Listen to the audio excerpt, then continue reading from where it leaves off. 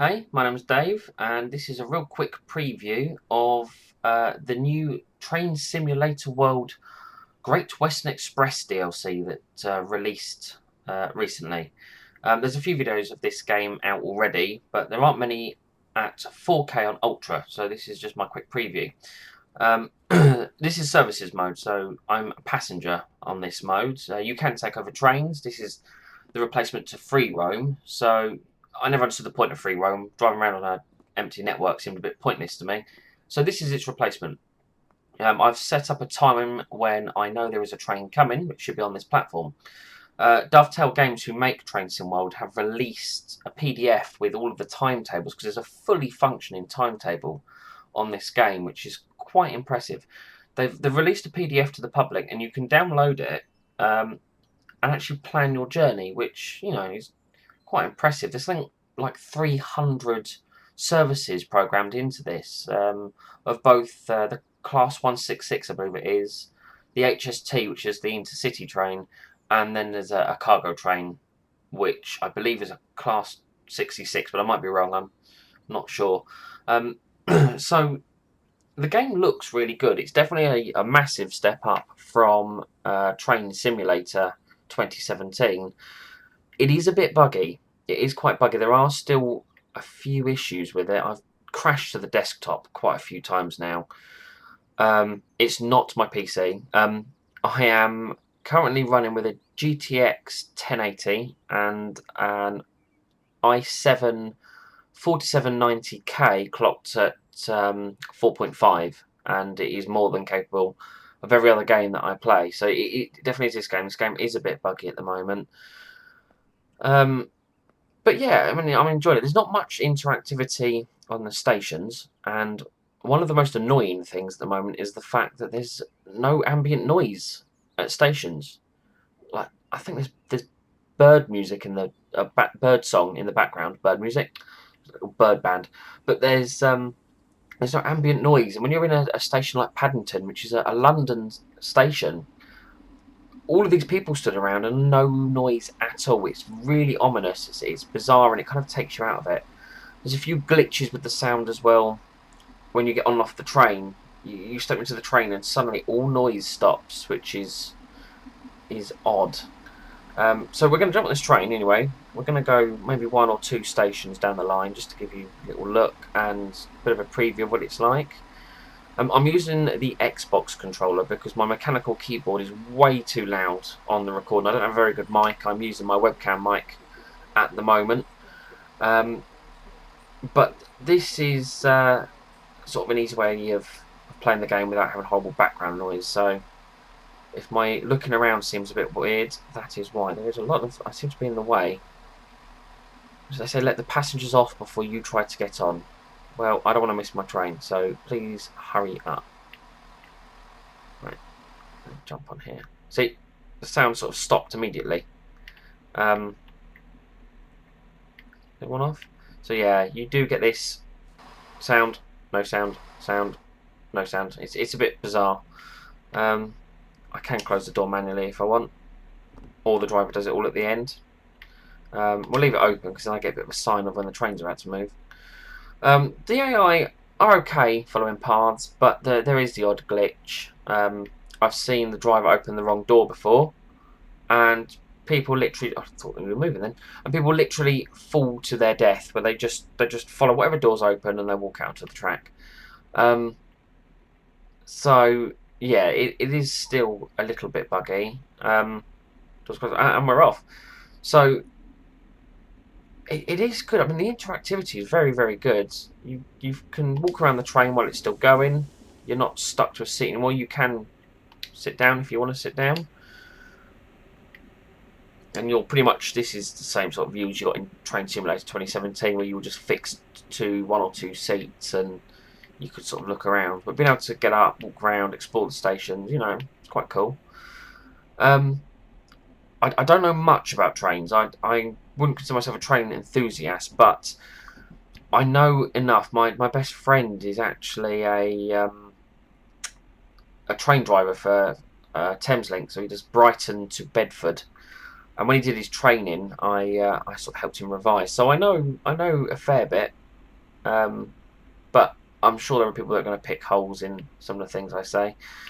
There are a few bugs with the visuals, motion blur being one of them. You can't turn motion blur off, despite the fact it is a little bit buggy. There are problems around the wheels where the game doesn't know how to render circular blur, so you end up with these weird blurs which seem to go in 4 directions like a box, and it's just really ugly. It's really horrible. Luckily, you don't see it in this view.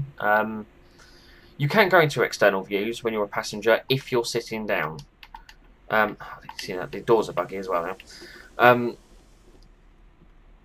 But let's do it. Let me sit down here. So if I sit down here, I can now switch to outside views, and so I'll show you what I mean. Look, this is the weird glitchiness that's going on the wheels. It's all a bit bizarre. They've promised they are going to try and fix that. It's one of their priorities. But you know, it is a bit annoying. But I mean, the game isn't that expensive. They're not charging you AAA title prices. So I can sort of forgive them for a little while, as long as they don't take too long. I can forgive it for a little while. So we're just coming into another station now. We'll just jump off here for a little bit, have a quick look round. I was hoping we'd pull into a station with an HST so I could jump onto a different train, but I don't know whether that's going to be possible. But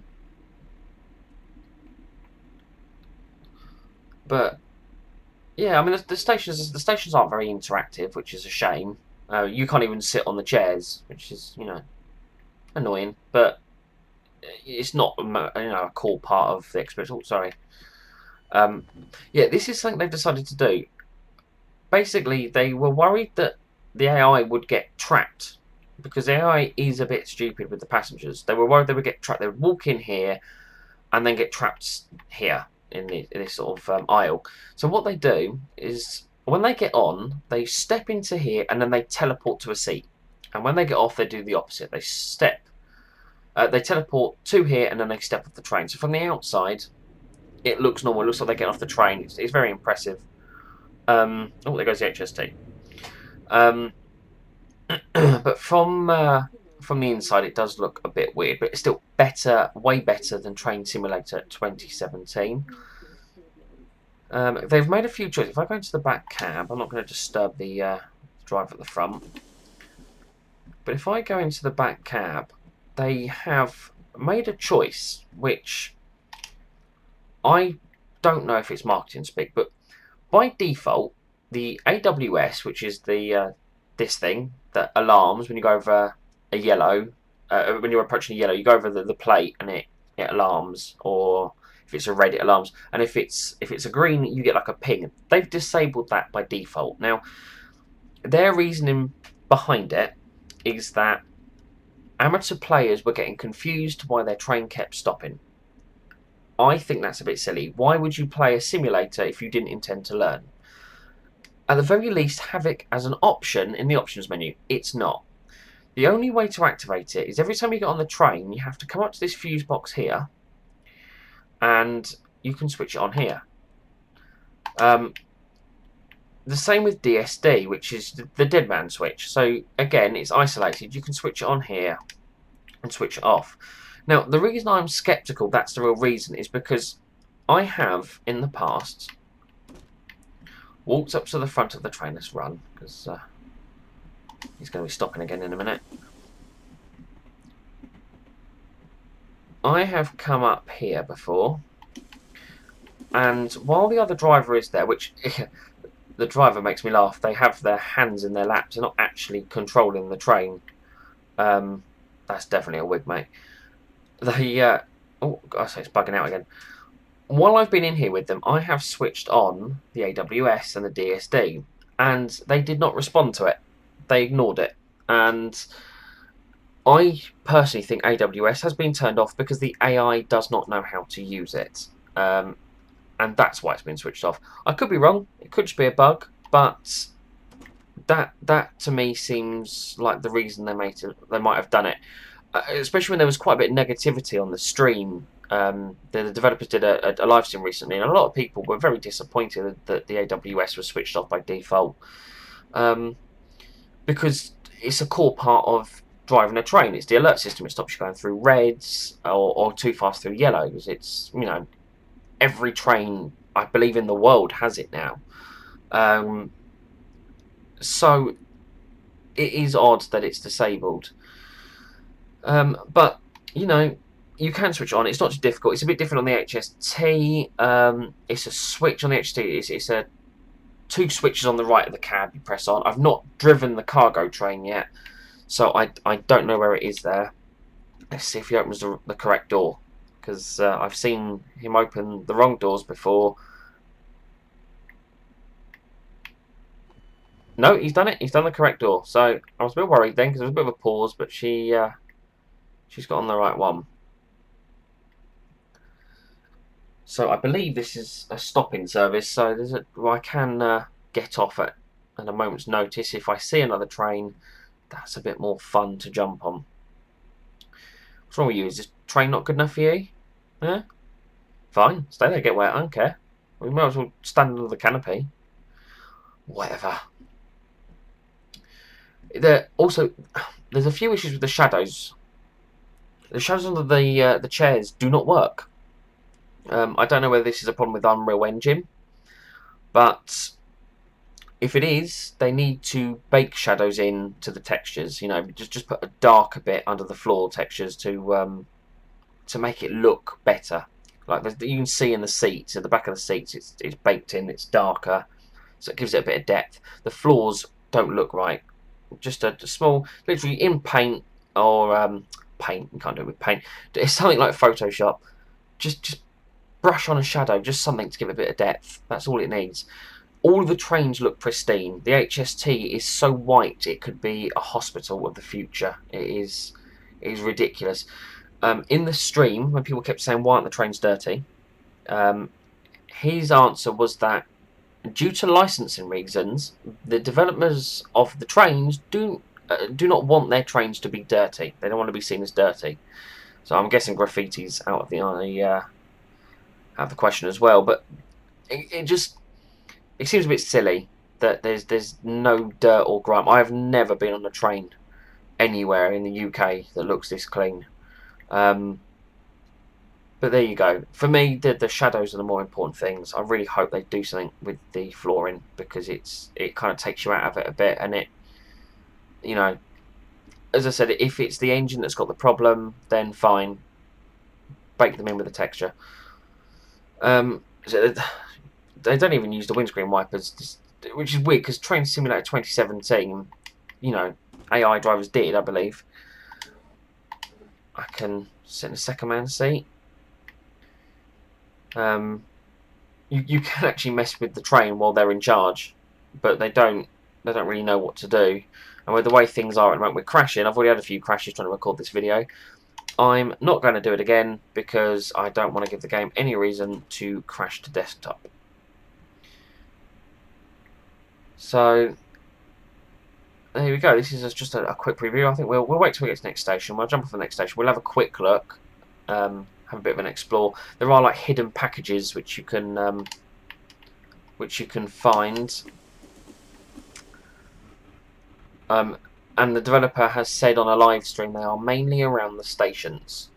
So we're going to have a quick look around the station, see if we can find anything. Half the time I bump into them by accident. We should just be coming to a station, because according to the schedule, 8 o'clock we should be arriving at Slough. I believe it's Slough, I think. I might be wrong. I might be reading it. The diagram's not overly clear. The only problem is, at the moment, the train information doesn't work. So they have said they want to do something in the future. It is something they're planning on doing. So you won't get the announcement of, we are now approaching Slough. And the boards on the station platforms do not work. You don't get announcements. There are station announcements, but they're like security announcements. and safety announcements like this. The train approaching is a high-speed service, doesn't stop here. I've heard that before. But you won't get the train now approaching platform 3 is the Great Western Rail service to Paddington. That would be handy, because the problem with the service mode is the timetable they've given us doesn't tell you what platform it's going to be on. So you can spawn on a platform and not realise the train is 3 platforms down, and you've got to run to try and catch it. And let me tell you, missing a train in real life is a pain. Missing a train in a game is a little bit soul destroying and a bit stupid. So you've got missions now, which I believe this is a mission. Yeah, so you can actually start scenarios from here now. You can walk up to somewhere and press it, and I think that means that the scenario will start here. But I'm not sure. I haven't actually done this. I'm not going to do it now because, as I said, I don't want the game to crash. But I mean, the game, it looks really good. The reflections are really nice. There are a few bugs, as I said. Motion blur is really bad at times. Although it has to be said, when the train is moving, you're looking out the window, the sense of speed is better than most motion blurs. Most motion blurs just feel like they've added a Gaussian blur to the image, and it doesn't work. This does give you a sense of speed, which is nice. But the reflections, I mean, I switched the rain on specifically to up the reflections, and the fact you can tell that paint is matte and that paint is gloss, and those reflections are damn close. And the train's now leaving, so I won't be getting back on that one. But yeah, it's nice. There's actually another train. No, there's not another train here for an hour, so I guess we won't be leaving this station. I'm just seeing if there's one going the other way. 804. There is a train going the other way, so let's. It's probably going to be another one of the 166, but we'll. See, now we've got to find our way there. Ah, there it is. So I do like this schedule system. I do like this schedule system. It does make the sort of world feel alive. But as I said, they need more ambient sound. At the moment, there's nothing. I mean, I know people don't talk to each other much on public transport, but if you're in a London station, you know, you do get groups of people talking. You do get friends and family that go out together. You know, there can be varying levels. This one, maybe a couple of odd voices that appear, and at Paddington, louder voices or more voices. It just needs a little something, just something to give it a bit more life. Oh, so there you go. Look, I found a. There you go. I found something. That's basically their hidden packages. So we're just waiting for a train. I'm going to assume it's one of these platforms because UK trains generally, like our cars, do drive on the left. However, there are the odd station where you do disembark on the opposite side, but that tends to be where there is not a platform on the outside. The platform's in between the rails, but we will see. So, where are we? We're going, so we're going to look for a train that's going westbound. 804, yeah. You do actually get delays, which is funny how realistic it is. I just thought there are actually trains on sidings here. This is the funny thing. I've missed trains before. I've been stood there waiting for a train, and then it's flown past me. Because I was at the last moment, it was on a siding, like that one there, and I had my back to it the whole time, looking for the train. And I ran up to just in time to see the doors close and it pull away. So I'm going to guess it's this line. No, I can't see actually. Is that red? Oh no, it's this one, I think, because that's red, and that means that the next block has got a train in it. Well, that one is also just changed to double yellow, so maybe it's that one. Let's watch, let's wait and see. We're about to tell by the signals.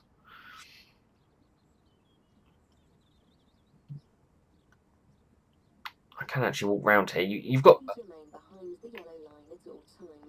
Trains pass through this station at high speed and can cause turbulence. So there you go. There's a train station announcement warning you that trains do come through here at high speed and you shouldn't go past the yellow line. But I'm a rebel. You can actually, as I said, you can get down on the track, and if you do and you're in a station, you have to use those steps to get back up.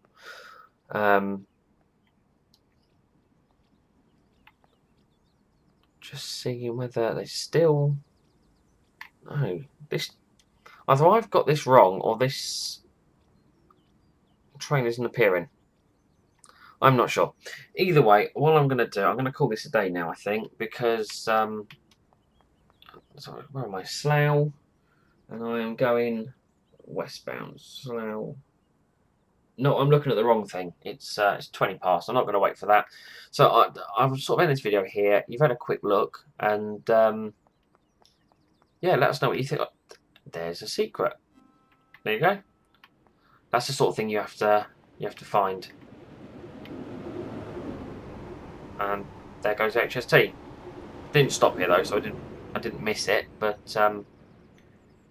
that's the preview anyway of the 166.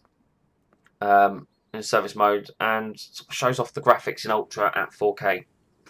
So I may upload some more videos in the future, so do subscribe if you like this content, and hopefully I'll have some more up in the future. Thank you, bye.